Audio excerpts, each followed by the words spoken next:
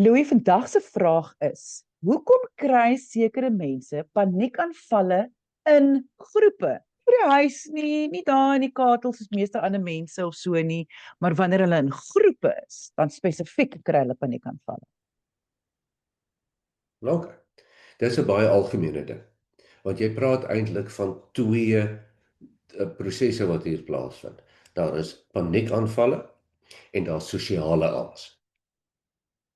En nie altyd nie, maar baie keer lê die antwoord in die kombinasie van die twee goed. Met ander woorde, hoe die liggaam se veg of vlug reaksie reageer in 'n sosiale omgewing. Dis letterlik waarvan ons hier praat. Nou, kom ons kyk net eers, wat is 'n paniekaanval, né? Ons praat net weer vinnig. Wat is 'n paniekaanval? Is wanneer die liggaam in 'n veg of vlug reaksie ingaan, maar in 'n baie erge veg of vlug reaksie ingaan. So angstigheid, die siekte van ons tyd, as mens dit amper so kan noem, is eintlik maar die liggaam wat van 'n langtermyn en in 'n intense manier in 'n veg of vlug reaksie ingaan. En as dit gebeur en die liggaam sit vas in daardie veg of vlug reaksie, dan kan dit net die gesig in 'n paar maniere wys.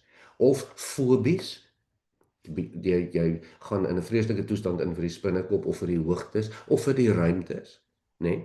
Of die bekende een van ons tyd, die algemene angstigheid. Jy is heeltyd bekommerd, maar jy weet nie hoekom nie. Daar's nie eintlik 'n rede nie. Of paniekaanvalle of sosiale angs.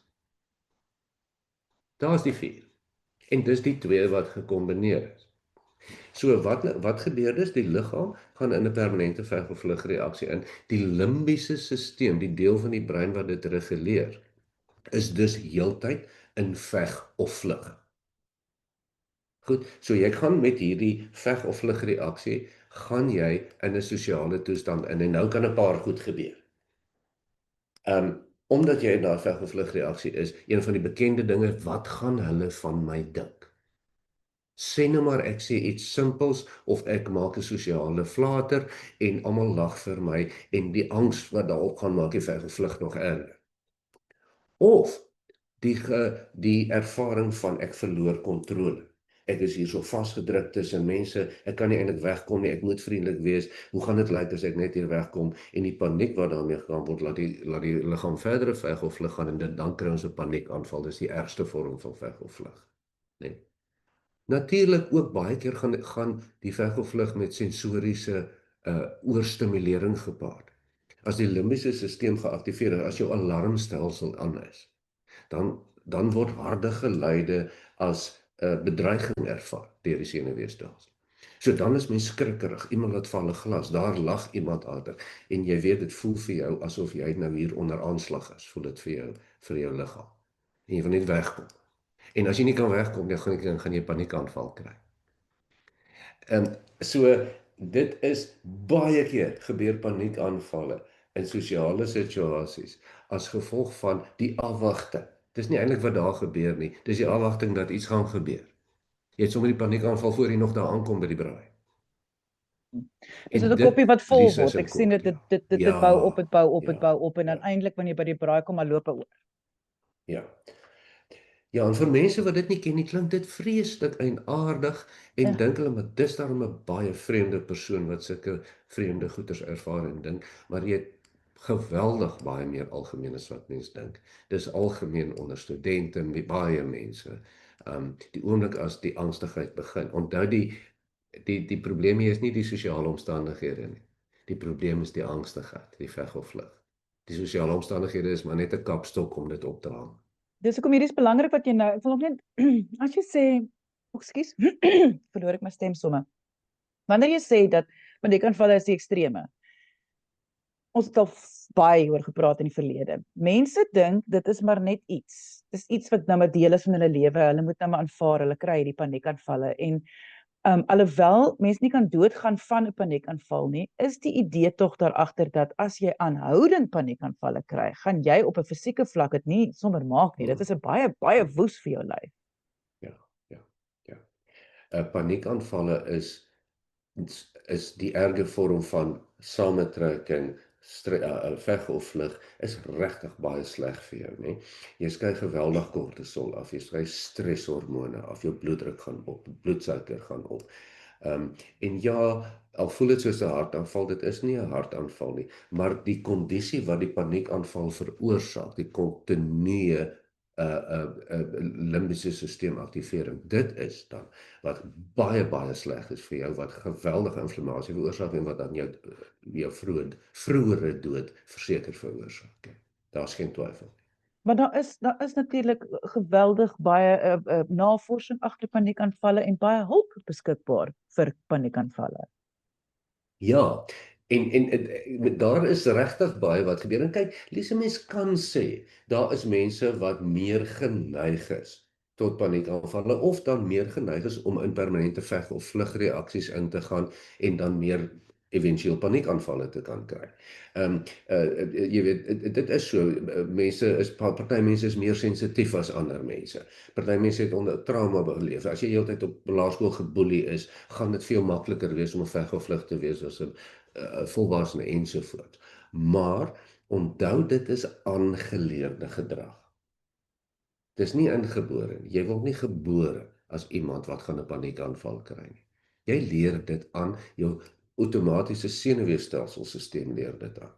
Daarom kan jy dit weer afleer. Dis die goeie nuus. So ja, dis hoogs behandelbaar. Want jy behandel die angs wat in die lyf sit. Dis wat jy behandel. Jy behandel daai opbou van die koppie en die water. Dit is wat jy behandel, dat dit nie so vinnig opbou nie, dat jy kan dit beheer of bestuur. Ja.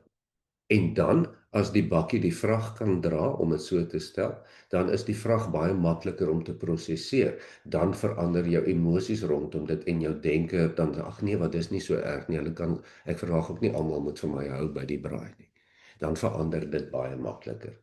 Maar die paniekaanval is 'n uitvloeisel van 'n veg of vlug reaksie wat daar is en deur sosiale omstandighede sommer voor die tyd al erg geaktiveer word. En die tyd dat jy by die braai kom, is jy sommer reg al vir die paniekaanval. En almal wat daarmee sukkel sal dit vir jou vertel. En almal sal vir jou ook sê na die tyd, maar hulle weet dat daar's niks ergs daar nie. Dis nie asof hulle dink dis regtig so dat mense gaan lelik wees of sleg van. Hulle dink ek weet dit sal die woorde wees, maar ek kan dit nie help nie. En dis baie klassiek van 'n angstoestand. Jy weet dit is nie logies nie of dit is nie sinvol nie. En ander mense sê ook vir jou, luister man, jy's simpel. Jy kan mos nie so dink nie, verander jou kop. En dan kom jy agter, maar ek kan nie my kop verander. En hoekom kan ek dit dan nie verander? Ek is maar swak jong of pateties. Maar jy besef nie dat dit jou liggaam is wat jou in 'n greep vashou of jou sentrale senuweestelsel wat jou in 'n greep vashou nie. Jy is tog jou liggaam. En jou nie gaan uitlos totdat daar beheer kom daaroor. En die beheer kom met medikasie, psigoterapie, baie maniere van kombinasie van benaderings en dit werk. Ons kan regtig dit goed aanspreek. Want my probleem daarmee is, Louis, en ek dink jy sien dit in jou praktyk definitief wanneer dit al op hierdie punt is. Mense ervaar hierdie, voel daar's iets verkeerd met hulle, raak dan skaam en isoleer dan hulle self, want hulle wil net eenvoudig, die angs dryf hulle sodat hulle wil nie meer sosiaal verkeer nie. En die probleem daarmee is dat ons moet ongelukkig, jy hoef nou nie elke braai partytjie toe te gaan nie, maar ons moet ongelukkig op een of ander vlak sosiaal verkeer. Ons kan nie onsself aanhoudend isoleer nie. Ja, daar's 'n verskil tussen isolasie en net lekker op jou eie wees. En selfisolasie is 'n aktiewe proses waar jy jou weghou van iets anders wat jy normaalweg sou gedoen het. Normaalweg, selfs as 'n groot introvert sou jy dalk eenmal 'n week met jou vriende koffie gedrink het, maar nou doen jy dit nie meer nie. En dis 'n probleem.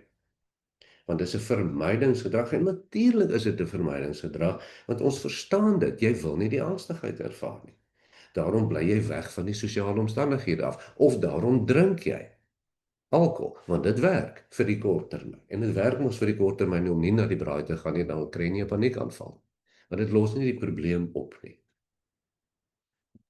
Ja, ek sien dit is die punt wat ek so half wil, is dat mens moet besef, nou luister mense na, ja, ek ervaar definitief sosiale angs, maar die groot probleem is, ons vergeet altyd dat angs is 'n klein blikskottel wat jou, hy hou daarvan om vir jou te isoleer, om vir jou te sê, nee, maar jy wil nie gaan nie, dis nie vir jou bedoel nie, jy gaan 'n angsaanval kry, jy gaan 'n paniekaanval kry, jy moet maar liewer by die huis bly.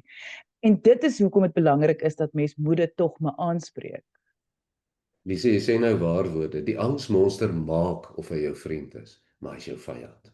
Hy lieg vir jou. Hy manipuleer vir jou. Hy vertel vir jou dis goed vir jou, maar dis eintlik baie sleg vir jou. Dis 'n baie slegte vriend. Mense as jy vra het oor paniekaanvalle, sosiale omstandighede, fobies, angs, enigiets, stuur 'n e-pos na lise@wsek.co.za. Ek sê baie dankie aan Dr. Louis Averbag. Hy is 'n kliniese sielkundige op Stellenbosch. Al sy besonderhede is hier by die gesprek, so dalk julle gaan kyk waar hy is en wat aangaan. Deel die gesprek, mense. Angs is 'n siekte van die tyd. Almal moet altyd iets leer van angs, selfs die wat dit nie ervaar nie. En ja, lekker dag verder en onthou, kyk mooi na jouself.